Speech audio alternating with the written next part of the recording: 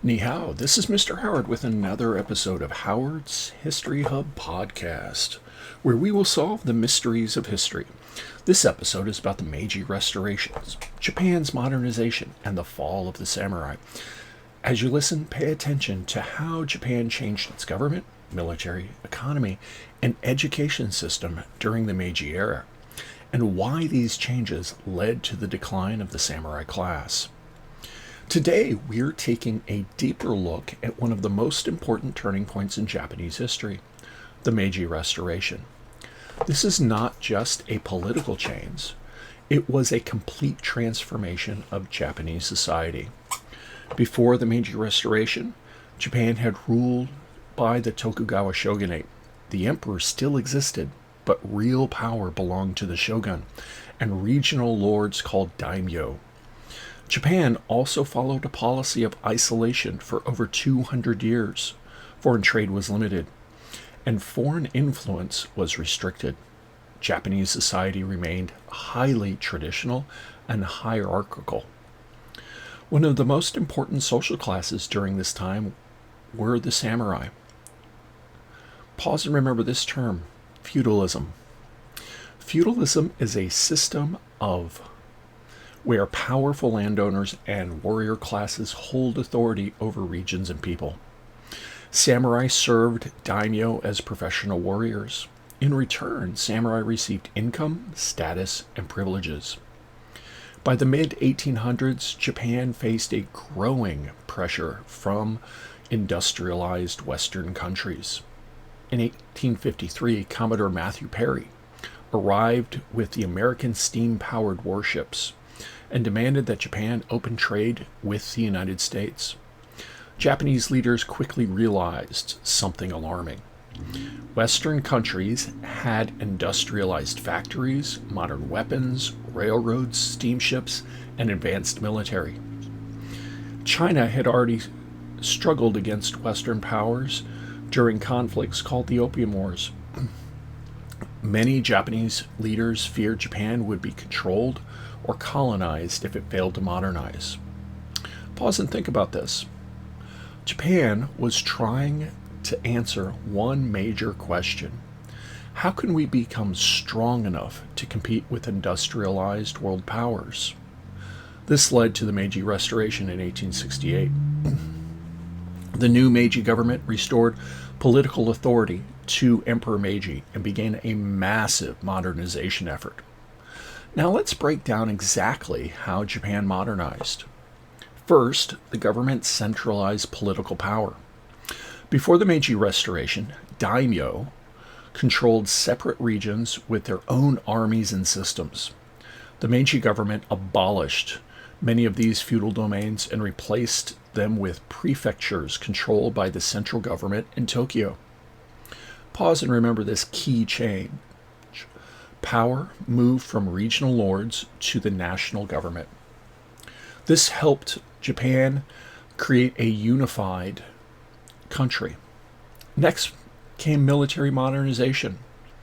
Before the Meiji era, samurai were the warrior class, but the Meiji government believed Japan needed a modern national army similar to European militaries.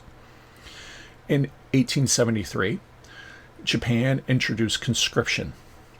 Pause and remember this term, conscription. Conscription required many adult men to serve in the military. This was a huge change. Military service no longer limited to samurai. Now ordinary citizens could become soldiers. Japan also modernized weapons and training. Soldiers began using rifles, artillery, and modern military tactics based on European armies, especially the German and French military systems. Their navy modernized too. Japan purchased and built steam-powered ships and studied British naval strategy. Shipyards and naval academies expanded rapidly. Over time, Japan transformed from a feudal military society into a modern industrial military power. Now let's look at economic modernization. The Meiji government strongly supported industrialization. Factories were built to produce textiles, machinery, weapons, and steel. Railroads connected cities and ports. Telegraph lines improved communication across the country. Pause and remember this term, industrialization. Industrialization is the growth of factories, machines, and large-scale manufacturing. The government often directly funded early factories and industries before later selling them to private business owners. Large businesses groups called zaibatsu became extremely powerful during this period. Pause and remember this term, zaibatsu. Zaibatsu were powerful industrial and financial business families that controlled large parts of Japan's economy. Companies connected to Mitsubishi and Mitsuo grew during this period and became major industrial powers. The Meiji government also modernized agriculture and taxation. Instead of paying taxes mainly through rice or local systems, farmers now paid money taxes to the national government. This gave the government more stable funding for modernization projects. Now let's examine educational modernization. The government believed that education was essential for building a modern nation. Japan created a national public school system with required elementary education. Students learned reading, writing, math, science, and patriotism. Universities and military academies expanded as well. The government also sent students and officials to Europe and the United States to study technology, engineering, medicine, and government systems. Foreign experts were invited into Japan to help teach modern skills. Pause and think about this. Japan was carefully studying industrialized countries and adapting ideas it believed would make Japan stronger. But modernization created winners and losers. The samurai class gradually lost many privileges. Samurai stipends were reduced or eliminated. The government banned samurai from carrying swords publicly. Traditional hairstyles and clothing became less common. Many samurai struggled because the skills that once gave them status were no longer valuable in a modern society. Some adapted by becoming government officials, education, military officials, teachers, or business leaders. Others resisted. This resistance exploded during the Satsuma Rebellion in 1877. Former samurai led an uprising against the Meiji government, hoping to preserve older traditions and samurai influence, but the rebellion failed.